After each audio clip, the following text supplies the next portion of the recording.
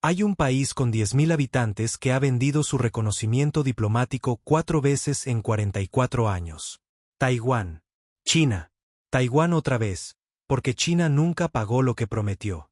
Y en 2024, 2 días después de las elecciones taiwanesas, China de nuevo. Ese país tiene asiento en la ONU. Tiene bandera. Tiene pasaporte. Se llama Nauru. Y sin ese negocio, no existiría. Pero Nauru no es el caso más extremo. Ni de lejos. Porque hay países miembros plenos de las Naciones Unidas, reconocidos, soberanos, con embajadas y todo, que fueron construidos deliberadamente para servir los intereses de potencias más grandes. No son accidentes históricos. No son curiosidades medievales. Son instrumentos. Y hoy te voy a mostrar exactamente cómo funciona ese negocio. El engaño de la soberanía. Antes de entrar a los casos, necesito que entiendas algo que ningún libro de texto te va a decir directamente. La soberanía tiene 2 versiones. La primera es la soberanía de papel.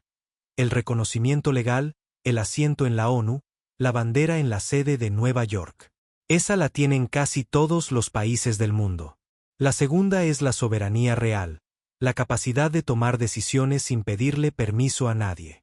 Sin depender de que otro país te defienda, te alimente, te financie o simplemente te tolere. Esas 2 cosas no siempre van juntas. Y en el caso de los microestados, casi nunca van juntas. La pregunta que yo me hago cuando analizo estos casos no es, ¿por qué existen? La pregunta correcta es otra, ¿a quién le conviene que existan? Porque hay una regla no escrita en la geopolítica real, la que no aparece en los discursos de la Asamblea General. Un Estado dura mientras sea útil para alguien más poderoso. Cuando deja de ser útil, desaparece. Kuwait ya lo vivió. En agosto de 1990, Irak invadió Kuwait y lo declaró su provincia número 19. En 7 horas tomó el país entero. Saddam tenía argumentos históricos para hacerlo. Kuwait había sido parte del Imperio Otomano, y cuando los británicos trazaron las fronteras de la región en 1922, separaron ese territorio artificialmente. Además, acusaba a Kuwait de robarle petróleo perforando en diagonal desde su lado de la frontera hacia reservas iraquíes. El mundo reaccionó con sanciones y condenas. Nada más. Durante 5 meses, Kuwait estuvo ocupado y la comunidad internacional habló, pero no actuó. Entonces, ¿por qué de repente 34 países formaron la mayor coalición militar desde la Segunda Guerra Mundial para recuperar un territorio del tamaño de una provincia? No fue por los kuwaitíes. Fue por 3 cosas concretas. Primero, Kuwait controlaba el 10% de las reservas mundiales de petróleo. Si Irak lo absorbía, sumaba eso a su propio 10%. Un solo país hostil controlando el 20% del crudo mundial es una amenaza directa a toda la economía occidental. Segundo, Arabia Saudita, con el 25% de las reservas mundiales, estaba a 50 kilómetros de las tropas iraquíes. Si Kuwait caía sin consecuencias, el camino hacia Riad estaba abierto. Tercero, había que enviar una señal. Si una invasión abierta quedaba impune, cualquier potencia regional podía repetir el experimento. Nadie movilizó un ejército por la soberanía de Kuwait ni por sus 2 millones de habitantes. Lo rescataron porque su utilidad para las potencias era demasiado valiosa para dejarlo caer. Eso es la soberanía real. No la que está escrita. La que se compra, se protege y, cuando ya no conviene, se retira. El manual. Cómo se construye un microestado útil. Hay 4 modelos. 4 formas distintas de ser un país pequeño y seguir vivo. El primero, el refugio financiero. Mónaco tiene 2 kilómetros cuadrados. Sin impuestos sobre la renta. Está rodeado completamente por Francia, que podría absorberlo en una tarde si quisiera. No lo hace. ¿Por qué? Porque la élite francesa necesita ese refugio. Los empresarios, los deportistas, los herederos que quieren pagar menos impuestos sin salir de Europa. Mónaco existe porque le conviene a la gente con poder en Francia que exista. No es tolerado a pesar de ser un refugio fiscal. Es tolerado porque es un refugio fiscal. Lo mismo aplica a Liechtenstein, a Andorra, a San Marino. Y al caso más escandaloso de todos, Luxemburgo. Un Estado miembro de la Unión Europea, con voto en el Consejo Europeo, que durante años fue la sede fiscal de Amazon, Apple, IKEA y decenas de multinacionales que pagaban impuestos de risa mientras sus ventas eran en Alemania, Francia o España. Dentro del mismo bloque. Con la bendición de Bruselas. El segundo modelo, el enclave militar. Yibuti. Un país del tamaño de una ciudad mediana, en el Cuerno de África, entre Somalia, Eritrea y Etiopía. Debería ser invisible en el mapa. En cambio, tiene la única base militar permanente de China fuera de Asia. Y a pocos kilómetros, la base Camp Lemonnier de Estados Unidos. Francia también tiene tropas estacionadas ahí. Italia. Japón. 4 potencias que compiten globalmente, con bases en el mismo territorio diminuto. El presidente de Yibuti lleva en el poder desde 1999. Su historial democrático es lo que imaginas. Nadie dice nada, porque si Yibuti se desestabiliza, todas esas bases quedan en riesgo. Y ninguna potencia puede permitirse eso. Yibuti no vende petróleo ni gas. Vende su posición en el mapa. Y lo hace a todos los postores al mismo tiempo. Es el modelo más sofisticado, hacer que el precio de tu caída sea más alto que el beneficio de derrocarte. El caso que más incomoda. Ahora viene el caso que a mí me parece el más revelador. Porque no es el de una potencia defendiendo a un aliado. Es el de una potencia explotando a un recién nacido. Timor Oriental. 2002. El país más joven del mundo en ese momento, recién salido de décadas de ocupación indonesia, con la comunidad internacional aplaudiendo su independencia. Mientras la ONU supervisaba la transición y el mundo miraba con simpatía, Australia estaba negociando en paralelo los límites marítimos del Mar de Timor. Y los límites que se acordaron desplazaron la línea mediana hacia Timor, lo que en teoría suena bien. Pero los campos de gas de Greater Sunrise, valorados en decenas de miles de millones de dólares, quedaron bajo control australiano.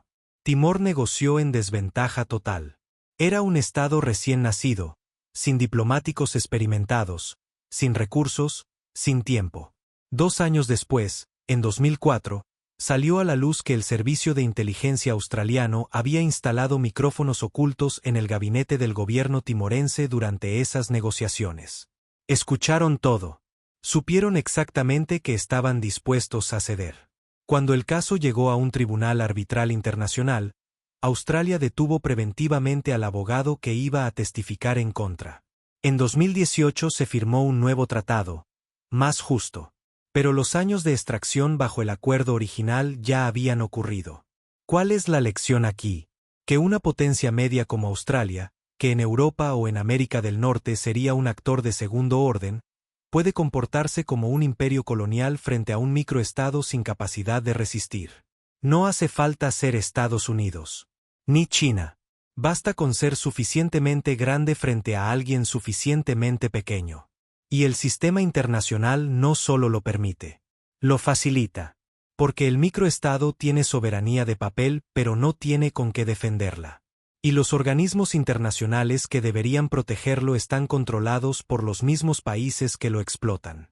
La granja de votos. El mercado más honesto del mundo. Volvamos a Nauru. Porque el caso merece más profundidad de lo que parece. La ONU tiene 193 miembros. Cada miembro tiene exactamente un voto en la Asamblea General, sin importar si representa a 1.400 millones de personas o a 10.000. Eso crea un mercado. Y como todos los mercados, tiene compradores y vendedores. China y Taiwán llevan décadas comprando reconocimientos diplomáticos en el Pacífico.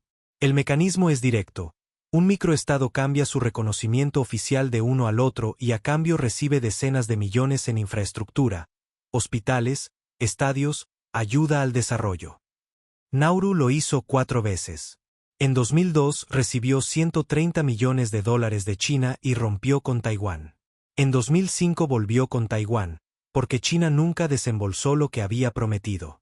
En enero de 2024, 2 días exactos después de que Taiwán eligiera como presidente a William Lai, al que Beijing considera separatista, Nauru rompió relaciones con Taipei y reconoció a China nuevamente. El movimiento estaba preparado. Lo ejecutaron como represalia electoral en 48 horas. Kiribati hizo lo mismo en 2019.